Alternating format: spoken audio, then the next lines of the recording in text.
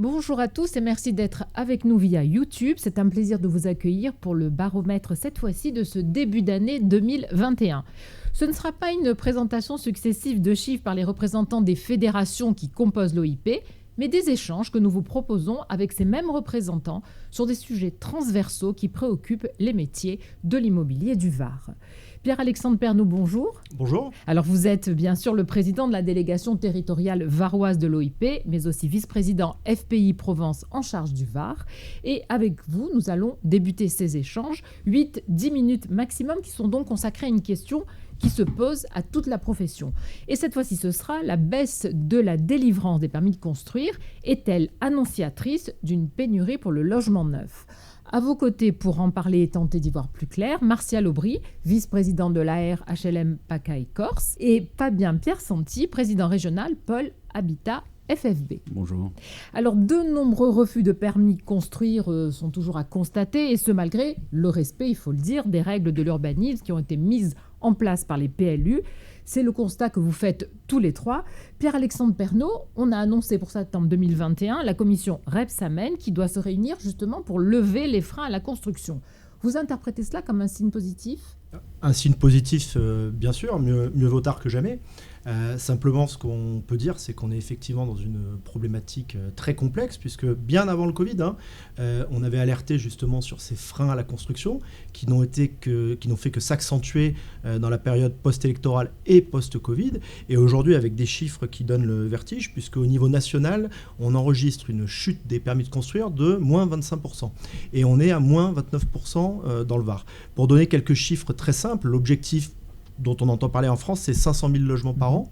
Avec cette chute énorme des baisses de délivrance des permis de construire, on serait aux alentours de 350 000 logements.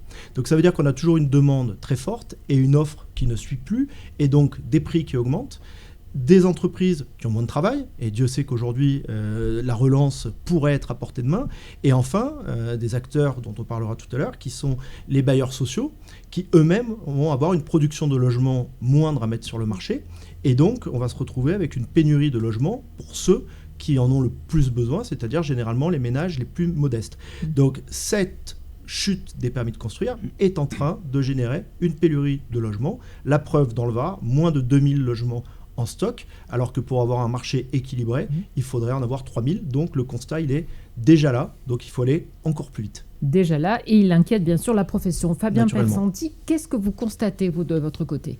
Moi, ce que je constate, comme vient de le dire Pierre-Alexandre, c'est qu'aujourd'hui, on sort d'une crise sanitaire grave, on est en train d'en sortir, et là, on parle de relance économique, et ça passe par le logement neuf. Et c'est vrai qu'il y a un plan de relance qui a été mis en place. Le logement neuf a complètement été oublié. Donc c'est bien que maintenant ils pensent un peu à nous, malgré ça fait 1 an qu'on les alerte avec, bien sûr, il y a eu les élections, il y a eu tout ça.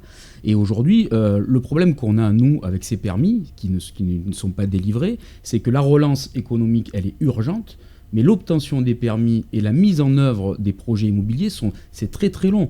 Alors le problème, c'est que déjà, si les maires respectaient leurs règlements, comme vous l'avez dit, qu'ils ont eux-mêmes mis en place, ça nous permettrait déjà de gagner du temps pour l'obtention des permis, parce qu'on sait que derrière, on a plus d'un permis sur 2 qui est attaqué dans le Var. Moi, en l'occurrence, j'en ai eu 80% ces dernières années, donc c'est énormissime. Ouais. Et tout ça, ça rajoute du temps à la production de logements. Et donc, ça décale encore plus la relance économique. Aujourd'hui, on est en moyenne entre 3 et 5 ans pour faire aboutir un projet. Et on parle de relance économique, donc il y a vraiment une urgence. Et moi, je suis très inquiet pour ça parce que ça va prendre beaucoup de temps. Ça prend beaucoup de temps, comme vous l'avez expliqué, négocier avec les collectivités. Ensuite, on a ces recours contre les permis, ce qui complique énormément les choses. Martial Aubry, qu'en est-il pour le logement social ? Malheureusement, le constat est le même, puisque, comme l'a dit Pierre-Alexandre, nous sommes intimement imbriqués maintenant, puisque une majorité de logements sociaux dans le Var et dans la région est produit par les bailleurs, par les promoteurs privés, pardon. Et donc, quand la promotion privée n'a plus de permis, ne construit plus, les bailleurs sociaux ne mettent plus en service de nouveaux logements. Alors, on produit aussi de notre côté, mais il est très difficile pour nous de produire les logements parce que l'accès au foncier pour les bailleurs sociaux qui construisent que du social est très très très cher et donc on n'arrive pas à mettre en compétition avec nos amis promoteurs, donc ça réduit énormément notre capacité d'action. On se trouve face à des élus, ça a été évoqué, qui font aussi maintenant de la rétention. Ils ont été tellement matraqués par les différentes pénalités SRU et autres qu'ils sont réticents, il faut le dire. Et ça, je pense qu'on va mettre quelques années à se remettre dans les bons rails. Et il y a un enjeu énorme parce que, contrairement à nos amis promoteurs, nous, on sait quantifier exactement la demande. Ça, c'est quand même quelque chose. Nous avons dans le Var 33 000 demandes de logements en stock au 31 décembre de l'année dernière. Donc, on sait la demande. Et nous mettons tous les bailleurs confondus, logements neufs et rotation naturelle du parc, 3800 logements sur le marché par an. Alors, c'est vraiment problématique. On est presque à un rapport de 1 à 10. Donc, il y a une raison de cohésion sociale, parce que la crise Covid a énormément précarisé un certain nombre de nos concitoyens. Donc, plus de demandes de logement social. Ben oui, parce que ceux qui sont dans notre parc, ils sont quelque part déjà un peu protégés, parce qu'ils touchent des APL, ils ont un bailleur qui est bienveillant sur les plans d'appurement, sur les paiements de loyer en temps d'impayé. Mais dans le parc privé, beaucoup de nos concitoyens ont du mal à payer les loyers privés qui sont quand même chers et n'ont pas accès au logement social. Donc, on a un phénomène qui se grippe et je suis effectivement très inquiet pour les années à venir. Parce qu'il y a vraiment une augmentation de la demande pour le logement social à laquelle vous avez bien du mal à répondre. C'est ça. Alors, messieurs, que fait-on ? Quelles sont les perspectives ? Est-ce qu'il y a des solutions ? Est-ce qu'on peut faire autrement et comment faire autrement ? On va peut-être commencer avec vous, Pierre-Alexandre Pernaut. Des solutions, il y en a toujours. On a un stock de logements incroyablement important qui est lié à des recours. Ceux-là, ce sont des permis qui sont obtenus, je le rappelle. Donc il y a toujours un moyen, c'est de juger plus vite. Oui. Il y a déjà une loi qui le permet, mais je crois qu'on peut aller encore plus loin dans cette démarche. Et puis le deuxième sujet, c'est de permettre aux promoteurs de travailler normalement et ne pas opposer, je dirais, la promotion immobilière avec la transition écologique, parce qu'en fait, on est déjà très en avance sur ce point-là. Et ne pas oublier que les promoteurs, Martial l'a dit, ont aujourd'hui une mission d'intérêt général, de produire des logements sociaux. Et je crois que l'idée de tout ça, c'était quand même d'arrêter de faire, je dirais, des zones à vocation purement sociale, mais au contraire d'aller faire de la mixité sociale.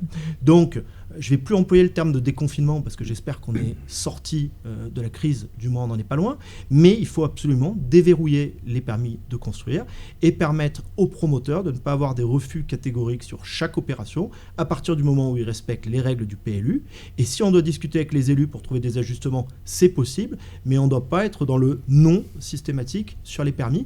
Et d'ailleurs, on le voit bien, la commission Rebsamen, c'est pas par hasard, mais je rappelle également que la ministre du Logement, Madame Bargon, a déclaré en début d'année qu'il fallait faire 250 000 logements sociaux.